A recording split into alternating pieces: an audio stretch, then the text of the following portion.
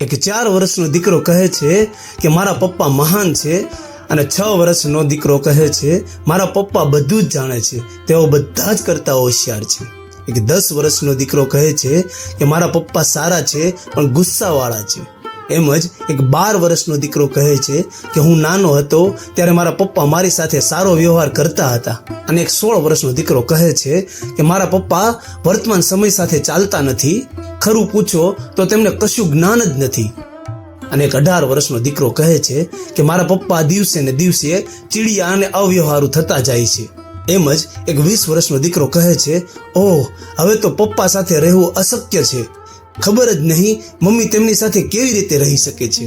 અને એમ જ એક 25 વર્ષનો દીકરો કહે છે કે મારા પપ્પા દરેક બાબતમાં વિરોધ કરે છે, કોણ જાણે ક્યારે તે દુનિયાને સમજી શકશે। અને એક 30 વર્ષનો દીકરો કહે છે કે મારા નાના દીકરાને સંભાળવાનું મુશ્કેલ બનતું જાય છે, નાનપણમાં હું મારા પપ્પાથી કેટલો બીતો।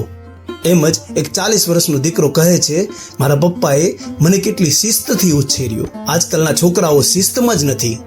એમ જ એક 50 વર્ષનો દીકરો કહે છે કે મને આશ્ચર્ય થાય છે મારા પપ્પાએ કેટલી મુશ્કેલી વેઠીને અમને 4 ભાઈ બહેનને મોટા કર્યા હતા, એક સંતાનને મોટું કરવામાં મારો તો દમ જ નીકળી જાય છે।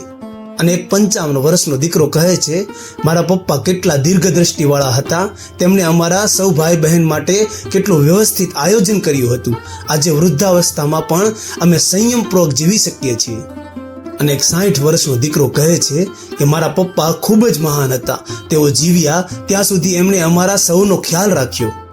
એટલે સાહેબ, પિતાને સાચી રીતે ઓળખતા 60 વર્ષ લાગ્યા।